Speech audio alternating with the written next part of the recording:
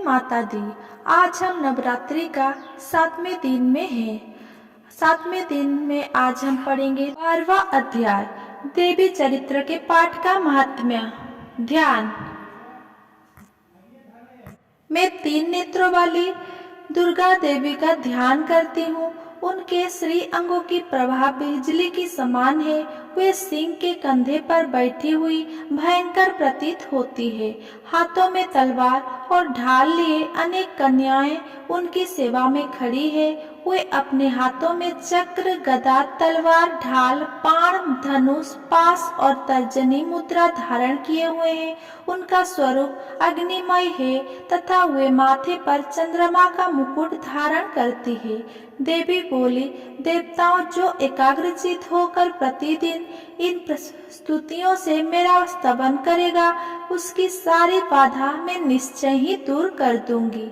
जो मधुकैटभ का नाश, महिषासुर का वध तथा शुंभ निशुंभ के संहार के प्रसंग का पाठ करेंगे तथा अष्टमी, चतुर्दशी और नवमी को भी जो एकाग्रचित हो भक्ति पूर्वक मेरे उत्तम महात्मा का श्रवण करेंगे, उन्हें कोई पाप नहीं छू सकेगा। उन पर पाप जनित आपत्तियां भी नहीं आएगी। उनके घर में कभी दरिद्रता नहीं होगी तथा उनको कभी प्रेमी जनों को बिछोह का कष्ट भी नहीं भोगना पड़ेगा। इतना ही नहीं, उन्हें शत्रु से, लुटेरों से, राजा से, शस्त्र से, अग्नि से तथा जल की राशि से भी कभी भय नहीं होगा। इसीलिए सबको एकाग्रचित होकर भक्ति पूर्वक मेरे इस महात्मा का सदा पढ़ना और सुनना चाहिए। यह परम कल्याणकारक है। मेरा महात्मा महामारी जनित समस्त उपद्रवों तथा आध्यात्मिक आदि तीनों प्रकार के उत्पादों को शांत करने वाला है। मेरे जिस मंदिर में प्रतिदिन विधि पूर्वक मेरे इस महात्म्यों का पाठ किया जाता है, उस स्थानों में को मैं कभी नहीं छोड़ती। वहाँ सदा ही मेरा सन्निध्यान बना रहता है। बलिदान, पूजा, होम तथा महोत्सव के अवसरों पर मेरे इस चरित्र का पूरा पाठ और श्रवण करना चाहिए। ऐसा करने पर मनुष्य विधि को जानकर या बिना जाने भी मेरे लिए जो बलि, पूजा, होम आदि करेगा, उसे मैं बड़ी प्रसन्नता के साथ ग्रहण करूंगी। शरत काल में जो वार्षिक महापूजा की जाती है, उस अवसर पर जो मेरे इस महात्मा के भक्ति पूर्वक सुनेगा, वो मनुष्य मेरे प्रसाद से सब बाधाओं से मुक्त तथा धन धान्य एवं पुत्र से संपन्न होगा। इसमें तनिक भी संदेह नहीं है। मेरे इस महात्म्य, मेरे प्रादुर्भाव की सुंदर कथाएं तथा युद्ध में किए हुए मेरे पराक्रम सुनने से मनुष्य निर्भय हो जाता है। मेरे महात्म्यों का श्रवण करने वाले पुरुषों के शत्रु नष्ट हो जाते हैं, उन्हें कल्याण की प्राप्ति होती तथा उनका कुल आनंदित रहता है। सर्वत्र शांति, कर्म में बुरे स्वप्न दिखाई देने पर तथा गृह जनित भयंकर पीड़ा उपस्थित होने पर मेरा महात्म्य श्रवण करना चाहिए। इससे सब विघ्न तथा भयंकर ग्रह पीड़ाएं शांत हो जाती है और मनुष्य द्वारा देखा हुआ दुस्वप्न शुभ स्वप्न में परिवर्तित हो जाता है। बाल ग्रह से आक्रांत हुए बालकों के लिए यह महात्म्य शांतिकारक है तथा मनुष्य के संगठनों में फूट होने पर यह अच्छी प्रकार मित्रता कराने वाला होता है। ये महात्म्य समस्त दुराचारियों के बल का नाश कराने वाले हैं। इसके पाठ मात्र से राक्षसों, भूतों और पिशाचों का नाश हो जाता है। मेरा यह सब महात्म्य मेरे सामीप्य की प्राप्ति कराने वाला है। पशु, पुष्प, अर्घ्य, धूप, दीप, गंध आदि उत्तम सामग्रियों द्वारा पूजन करने से, ब्राह्मणों को भोजन कराने से, होम करने से, प्रतिदिन अभिषेक करने से, नाना प्रकार के अन्य भोगों का अर्पण करने से तथा दान देने आदि से 1 वर्ष तक जो मेरी आराधना की जाती है और उससे मुझे जितनी प्रसन्नता होती है, उतनी प्रसन्नता मेरे इस उत्तम चरित्र का एक बार श्रवण करने मात्र से ही हो जाती है। यह महात्म्य श्रवण करने पर पापों को हर लेता है और आरोग्य प्रदान करता है। मेरे प्रादुर्भाव का कीर्तन समस्त भूतों से रक्षा करता है तथा मेरा युद्ध विषय को चरित्र दुष्ट दैत्यों का संहार करने वाला है। इसके श्रवण करने पर मनुष्य को शत्रु का भय नहीं रहता। देवताओं तुमने और बृहस्पतियों ने जो मेरी स्तुतियां की है तथा ब्रह्मा जी ने जो स्तुतियां की है वे सभी कल्याणमयी बुद्धि प्रदान करती है। वन में सुने मार्ग में अथवा दावानल में से घिरे जाने पर, निर्जन स्थान में लुटेरों को दाव में पड़े जाने पर या शत्रुओं से पकड़े जाने पर अथवा जंगल में सिंह बाघ या जंगली हाथियों का पीछा करने पर, कुपित राजा के आदेश से बद्ध या बंधन के स्थानों में ले जाए जाने पर अथवा महासागर में नाव पर बैठने के बाद भारी तूफान से नाव के डगमग होने पर और अत्यंत भयंकर युद्ध में शस्त्रों का प्रहार होने पर अथवा वेदना से पीड़ित होने पर, किंग बहाना सभी भयानक बाधाओं के उपस्थित होने पर जो मेरे इस चरित्र का स्मरण करता है वो मनुष्य संकट से मुक्त हो जाता है।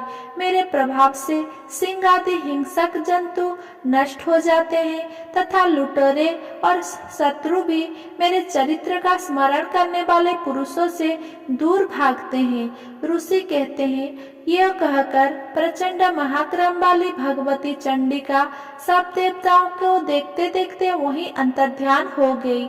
फिर समस्त देवता भी शत्रुओं के मारे जाने से निर्भय हो पहले की भी भांति यज्ञ भाग का उपभोग करते हुए अपने अपने अधिकार का पालन करने लगे।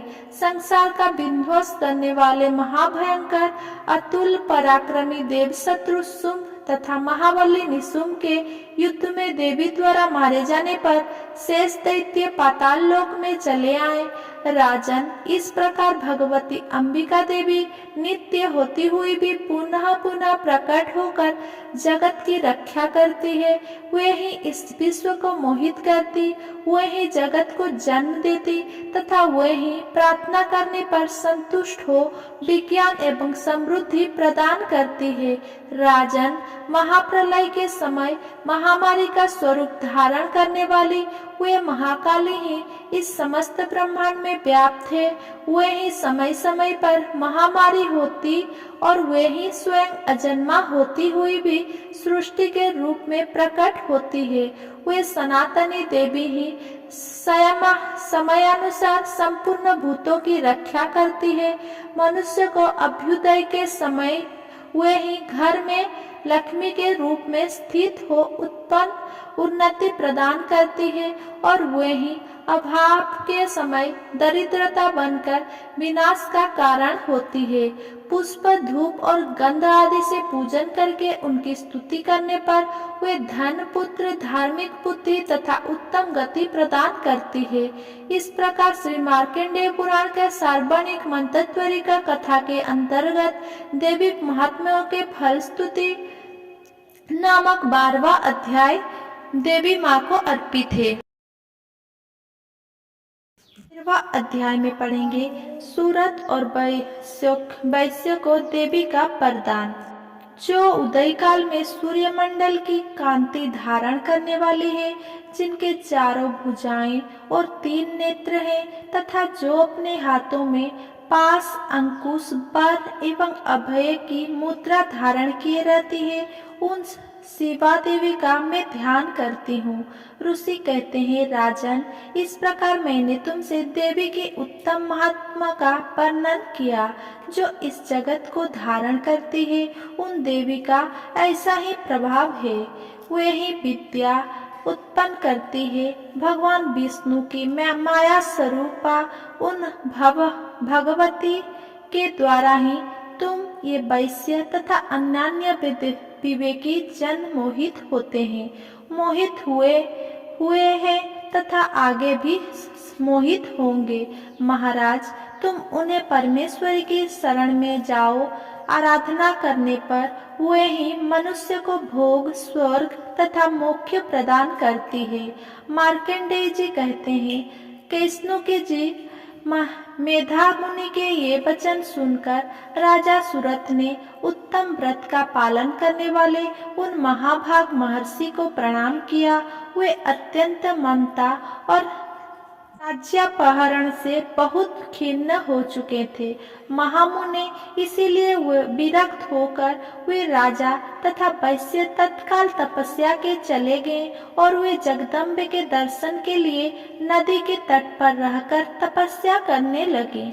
वे वैश्य उत्तम देवी सूक्त का जप करते हुए तपस्याओं में प्रवृत्त हुए। वे दोनों नदी के तट पर देवी की मिट्टी का मूर्ति बनाकर पुष्प, धूप और हवन आदि का द्वारा नदी उनकी आराधना करने लगे। उन्होंने पहले तो आहारों को धीरे धीरे कम किया, फिर बिल्कुल निराहार रहकर देवी में ही मन लगाए एकाग्रता पूर्वक उनका चिंतन आरंभ किया। वे दोनों अपने शरीर के रक्त से प्रक्षित व बलि देते हुए लगातार 3 वर्ष तक संयम पूर्वक आराधना करते रहे। इस पर प्रसन्न होकर जगत के धारण करने वाली चंडिका देवी ने प्रत्यक्ष दर्शन देकर कहा, देवी बोली, राजन तथा अपने कुलों में आनंदित करने वाले वैश्य, तुम लोग जिस वस्तु की अभिलाषा रखते हो वो मुझसे मांगो, मैं संतुष्ट हूँ, अतः तुम्हें वो सब कुछ दूंगी। मार्कंडेय जी कहते हैं, तब राजा ने दूसरे जन्म में नष्ट ना होने वाला राज्य मांगा तथा इस जन्म में भी शत्रुओं की सेनाओं बलपूर्वक नष्ट करके पुनः अपना राज्य प्राप्त कर लेने का वरदान मांगा। वैश्यों का चित्त संसार की ओर से खिन्न एवं विरक्त हो चुका था और वे बड़े बुद्धिमान थे, अतः उस समय उन्होंने तो ममता और अहंता रूप आसक्ति का नाश करने वाला ज्ञान मांगा। देवी बोली, राजन, तुम थोड़े ही दिनों में शत्रुओं को मारकर अपना राज्य प्राप्त कर लोगे। अब वहाँ तुम्हारा राज्य स्थिर रहेगा। फिर मृत्यु के पश्चात तुम भगवान विश्वान यानी सूर्य के अंश से जन्म लेकर इस पृथ्वी पर सार्वणिक मनु के रूप नाम से विख्यात होगे। वैश्यवर्य, तुमने भी जिस वरों को मुझसे प्राप्त करने की इच्छा की है उसे देती हूँ, तुम्हें मोक्ष के लिए ज्ञान प्राप्त होगा।